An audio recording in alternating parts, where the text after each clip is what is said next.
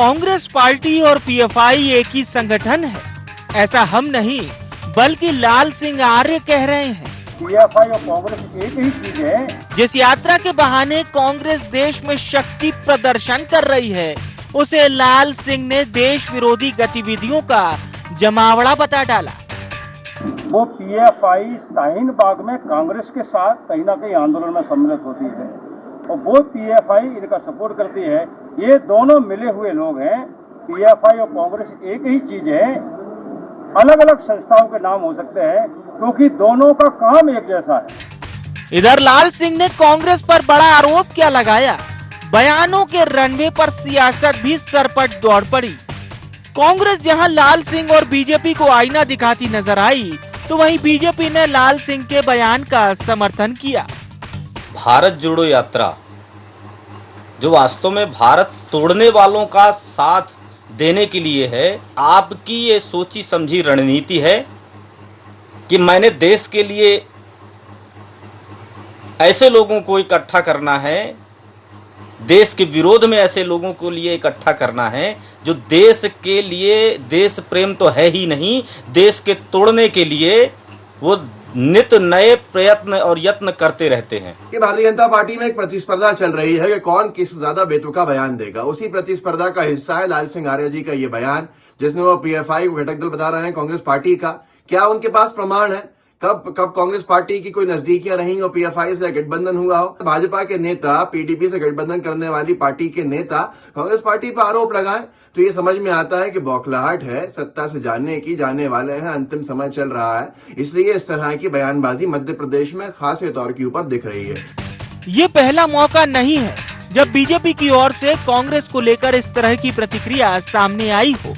इससे पहले रामेश्वर शर्मा भी दिग्विजय सिंह को आईएसआई का एजेंट और आरिफ मसूद को पीएफआई का सदस्य बता चुके हैं। यदि इन बयानों में जरा भी सच्चाई है तो देश की इंटेलिजेंस एजेंसियों और रॉ को क्या इस बात की जानकारी भी है? बीजेपी नेताओं के आरोप बड़े ही गंभीर हैं। इसकी गंभीरता इसलिए भी बढ़ जाती है क्योंकि जिस पार्टी के नेताओं की बात लाल सिंह और रामेश्वर शर्मा ने की है, वो देश में कई महत्वपूर्ण पदों पर भी रह चुके हैं। और यदि ये महज सियासी बयानबाजियां हैं, तो सियासतदानों को क्या नहीं चाहिए कि विपक्षी नेताओं पर टिप्पणी करने से पहले उसके सही और गलत की जानकारियां भी बारीकी से जुटाएं। हालांकि ये देखना होगा कि नेताओं की इन बयानबाजियों को जनता किस तरह से देखती है। देखना ये भी दिलचस्प होगा कि साल 23 से पहले इस तरह के बयान आखिर किसका बेड़ा पार करेंगे। Bureau report, IND 24।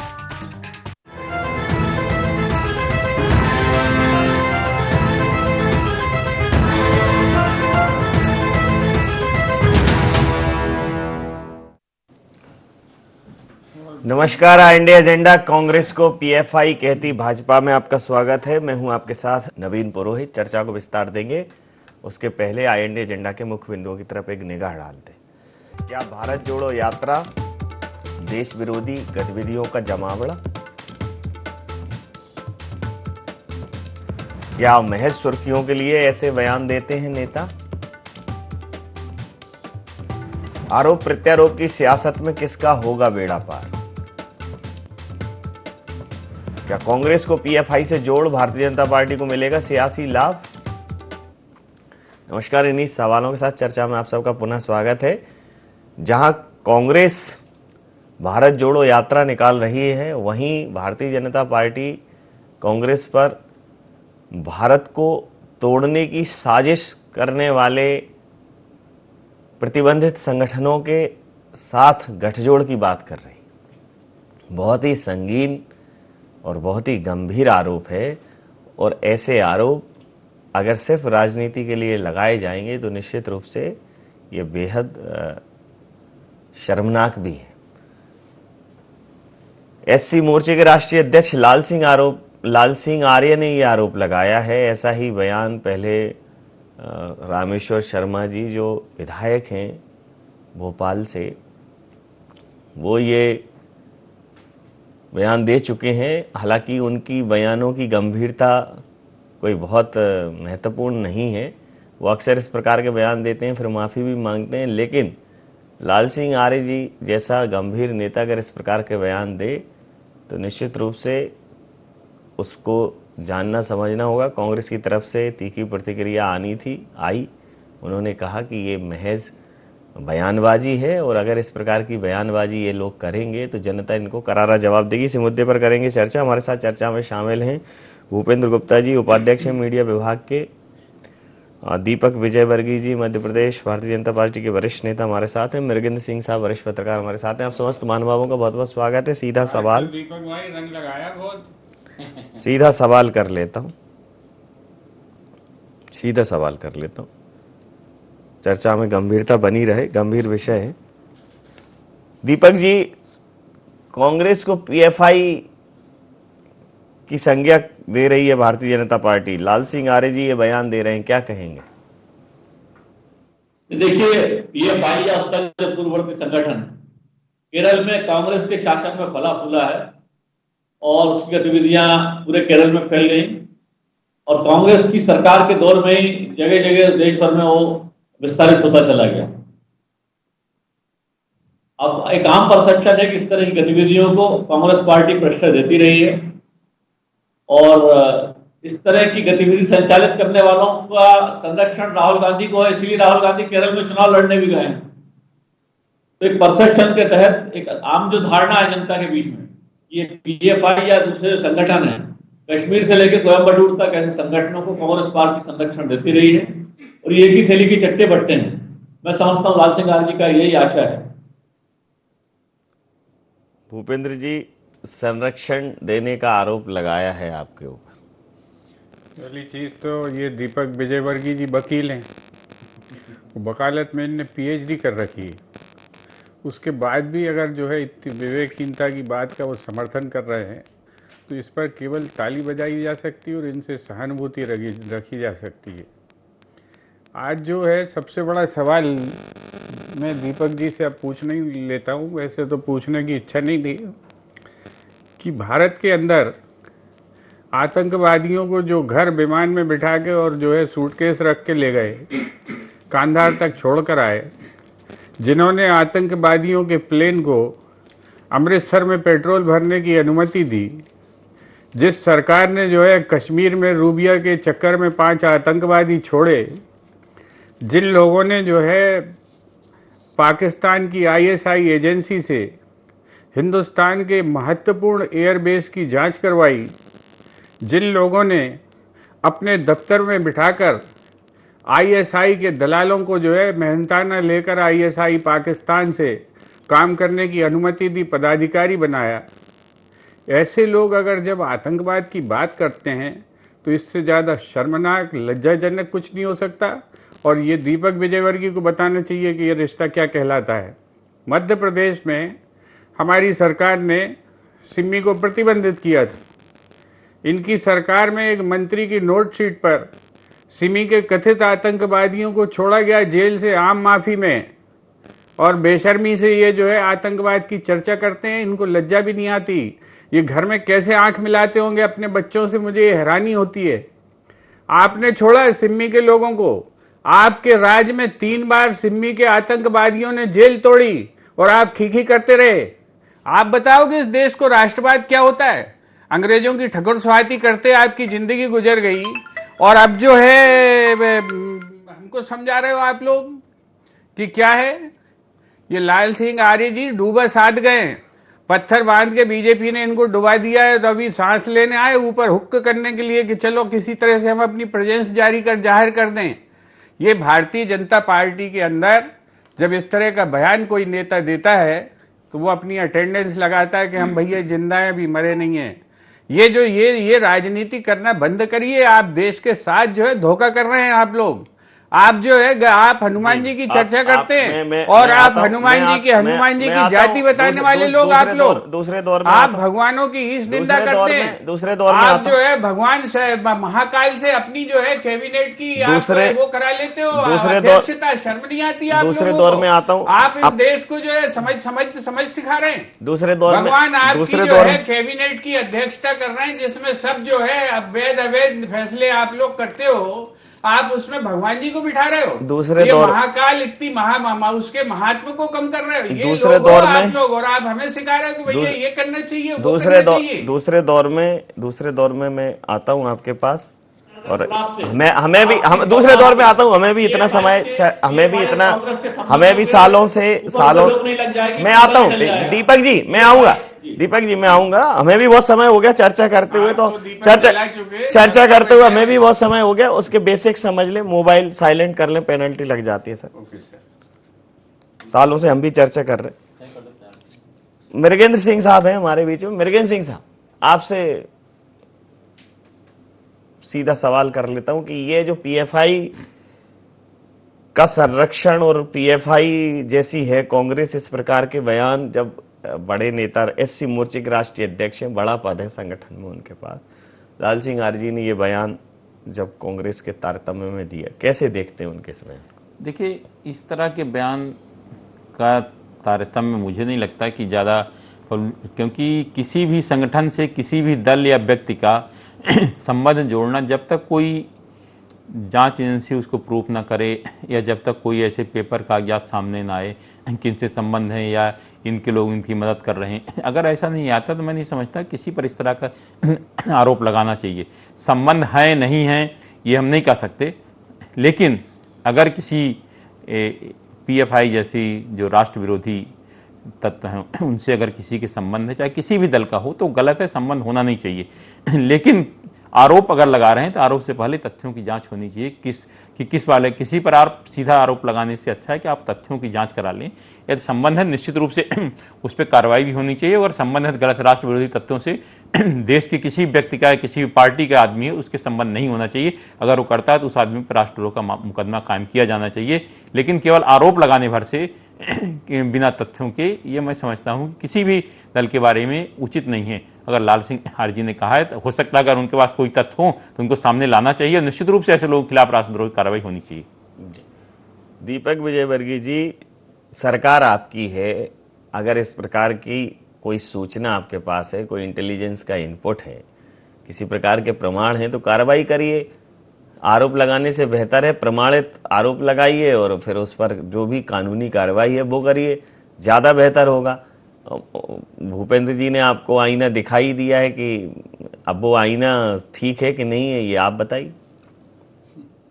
देखिए, भूपेंद्र जी और कांग्रेस के तमाम नेता आधारहीन और बेमतलब बातें करने के लिए जाने जाते हैं, मंत्री की और जनता ने पूरी बात अरे जवाब दीजिए, सिमी का आप पॉइंट जवाब दीजिए, जलेबी मत बनाइए। आप जलेबी मत बनाइए। आप लोगों का ये धंधा है, लोगों को गुमराह करना, भ्रम फैलाना और जो है दूसरा वातावरण बनाना। आप जवाब दीजिए पिन पॉइंटेड। सिमी को किसने छोड़ा था? सिमी के आतंकवादियों को आपकी सरकार ने छोड़ा था। आप जवाब पिन पॉइंटेड स्पेसिफिक जवाब दीजिए, स्पेसिफिक जवाब दीजिए। आपका विदेश मंत्री क्यों छोड़ने गया था आतंकवादियों को घर तक? आपका विदेश मंत्री छोड़ने गया था आतंकवादियों को घर तक कि नहीं गया था? पिन पॉइंटेड जवाब दीजिए। आपकी सरकार ने आईएसआई से हमारे एयरबेस की जांच कराई कि नहीं कराई? पिन पॉइंटेड जवाब दीजिए। धोखा दे रहे हैं आप देश की जनता को। सीधा सवाल, कौन था ध्रुव सक्सेना? ध्रुव सक्सेना कौन था? आपके बाजू में बैठता था, कौन था ध्रुव सक्सेना? इसका जवाब दीजिए। आप कौन था ध्रुव सक्सेना? इसका स्पेसिफिक जवाब दीजिए। आप वकील साहब हैं यार, हैरानी करते हो आप। कौन था ध्रुव सक्सेना? आपके बाजू में बैठता था आपके दफ्तर में, उसका जवाब दीजिए आप। कौन था ध्रुव सक्सेना? आपकी पार्टी के दफ्तर में बैठता था, कौन था ध्रुव सक्सेना? एनआईए ने पकड़ा, आपकी सरकार ने पकड़ा, दलाल था पाकिस्तान का। इसका जवाब दीजिए आप। जवाब ले कैसे बैठता था आपकी पार्टी में? अब ले तो लीजिए, सुन लीजिए, जवाब दीजिए आप। कैसे ध्रुव सक्सेना? तो अरे जवाब सुनिए तो जी दीपक जी, हाँ जी बोलिए, जवाब दीजिए। देखिए, मेरा इतना ही कहना है कि पीएफआई के मुद्दे से कांग्रेस के नेता बात हटाने की कोशिश कर रहे हैं। पीएफआई और केरल में जितने भी स्थानीय आतंकवादी कुछ हैं, उनको सबको कांग्रेस ने प्रश्रय दिया है। और ये आज की प्रक्रिया नहीं है, ये 100 साल से चल रहा है। और वायनाड में जहाँ पे राहुल गांधी चुनाव लड़ने के लिए गए हैं, वहाँ डायरेक्ट एक्शन का सबसे पहला एक्सपेरिमेंट हुआ था। कांग्रेस के नेताओं ने वहाँ पर कल्याण करवाया था हिंदुओं का। इन सारी बातों से ध्यान हटाने के लिए आवाज नहीं जाती है। अभी आप जो है कुछ समझ नहीं आएगा भूपेन जी, भाषा फिर से तैयार करी जा रही है। कुछ समझ नहीं आएगा, एक बार सुन लीजिए, फिर सिलसिलेवार आप जवाब दे दीजिएगा। जी बोलिए बोलिए। केरल में पिछले 2-3 दशक में जी। कांग्रेस पार्टी की 15 साल तक सरकार रही है और उसी दौर में पीएफआई और इसका पूर्ववर्ती संगठन फला फूला है। एक बार बैन लग गया, दूसरे नाम से उन्होंने काम किया। केरल में इन्होंने सैकड़ों राजनीतिक कार्यकर्ताओं का कत्ल किया है और कांग्रेस के संरक्षण में, क्योंकि वो आरएसएस के नेताओं का कत्ल कर रहे थे, क्योंकि वो भाजपा के नेताओं का कत्ल कर रहे थे, उनके खिलाफ कोई कार्रवाई नहीं हुई। जो उन्होंने लाल सिंह आर्य जी ने कहा है कि दिल्ली में सीएए के खिलाफ जो कुछ प्रदर्शन चल रहा था उसके सारे हिसाब किताब अकाउंट्स की सब छानाबीनी हुई है और कांग्रेस के नेता जिन लोगों को समर्थन कर रहे थे, पीएफआई की फंडिंग कर रही थी। तो ये नेक्सस है। लाल सिंह आर्य के शब्दों में हेरफेर हो सकती है, लेकिन नेक्सस है, यह आपराधिक गठजोड़ है पीएफआई और कांग्रेस पार्टी का, जो देश भर में आतंकवाद और इस्लामी आतंकवाद को प्रोत्साहन देने के लिए जारी है लगातार वर्षों से, दशकों से। जी भूपेन जी, केरल में जो राजनीतिक हत्याएं हुई हैं वो लगभग आप देखेंगे तो वो या तो आरएसएस कार्यकर्ताओं की हुई हैं या भारतीय जनता पार्टी कार्यकर्ताओं की हुई हैं। केरल में ये बताएं कि आरएसएस के कितने कार्यकर्ता बम ले जाते हुए और रास्ते में ब्लास्ट हो जाने से मर गए? क्यों ले जा रहे थे बम, जरा इसकी जानकारी दीजिए। आपके कर्नाटक के बीजेपी के दफ्तर में बम ले जाते हुए आपके कार्यकर्ता कैसे मर गए थे? इसका जवाब दीजिए। किस काम के लिए आप ले जाते हो? आप तो राष्ट्रवादी संगठन हो। आप तो सुन लीजिए, अभी बात सुन लीजिए। अब आपकी हवा बंद है, हमसे जवाब नहीं दे पाओगे आप जवाब नहीं दे पाओगे। आप जवाब दीजिए इसका। ये जो आप फैला रहे हो इस देश के अंदर, इसका जवाब दीजिए। आप जो है आतंकवादियों को घर छोड़कर आए और शर्मसार किया इस देश को। आपने इस देश को शर्मिंदा किया, आतंकवादियों को घर तक छोड़ के आए हो आप हमसे सवाल करोगे? आप बताइए, आप कितने मुकदमे, कितने मामले हैं जब आरएसएस के कार्यकर्ता इसलिए डेथ हो गई कि वो बम उनके रास्ते में फट गया, बम लेकर जा रहे थे, इसलिए इसके मुकदमे आपकी सरकार ने, येदियुरप्पा की सरकार ने मुकदमे वो लगाए, हमने नहीं लगाए। इसकी शर्म आपको आनी चाहिए। इसका जवाब दीजिए आप बताइए। कर्नाटक में जो मुकदमे दर्ज हुए, आपके लोग बम ले जाते हुए जो है रास्ते में फटने से मर गए मोटरसाइकिल पर, और ये मुकदमा दर्ज आपकी सरकार ने किया, हमने नहीं किया। उसका जवाब दीजिए। आप किस लिए बम ले जा रहे थे? अरे साहब जवाब दीजिए। आपका तार हो चुका है, सब कुछ देश ने जान लिया आपकी एक्टिविटीज को, लोग जानते हैं अब आप क्या कर रहे हैं। आप बताइए जवाब। हम स्पेसिफिक बात पूछ रहे हैं, जवाब दीजिए उसका। स्पेसिफिक बात पूछ रहे हैं, जवाब दीजिए। कितने लोग आपके जो है बम ट्रांसपोर्ट करते हुए ब्लास्ट होने से मरे, ये बताओ। आपके कार्यकर्ता क्यों ले जा रहे थे? जवाब दीजिए इसका। और आपकी सरकार ने मुकदमे लगाए, ये कांग्रेस ने नहीं लगाए, ये कांग्रेस ने नहीं पकड़े, आपकी सरकारों ने पकड़े। भोपाल में जो है पाकिस्तान के दलाल को आपकी सरकार ने पकड़ा, हमने नहीं पकड़ा। भोपाल में पाकिस्तान के दलाल को आपकी सरकार ने पकड़ा, ध्रुव सक्सेना को हमने नहीं पकड़ा। इसका जवाब दो। आपके क्या रिश्ते इन लोगों से, इसका जवाब दीजिए। पाकिस्तान के बारे में कांग्रेस पार्टी से पूछा जा रहा है, बताइए। कांग्रेस पार्टी क्या के बारे में पूछा जा रहा है का ISI कांग्रेस के क्या पूछा जा रहा है?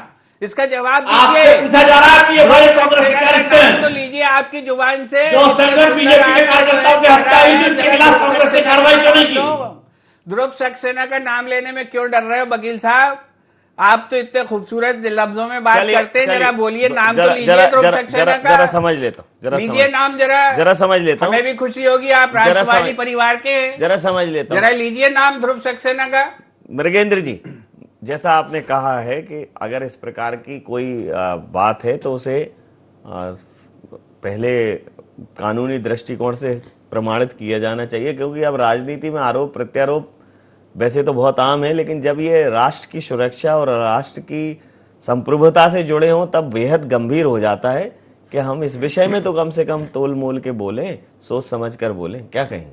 निश्चित रूप से इस तरह के आरोप किसी पर लगाना उचित नहीं समझता मैं इसको।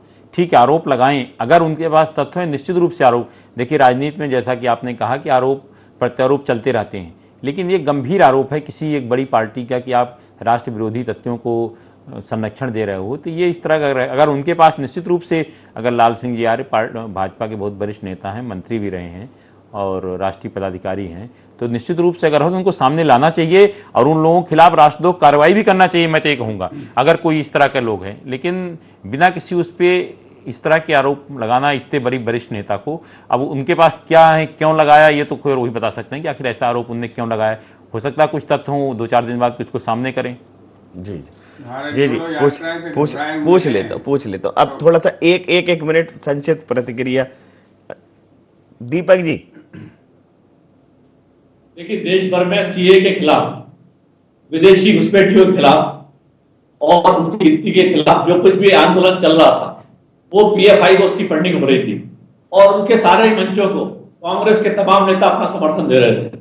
अब इन सारी जो आपराधिक तत्व हैं उनके खिलाफ ईडी की कार्रवाई हुई है, छापे पड़े हैं देश भर में 100 से ज्यादा स्थानों पर, वो पीएफआई की संलिप्तता के सबूत मिले हैं। कांग्रेस के नेता उन सारे मंचों पर मौजूद थे।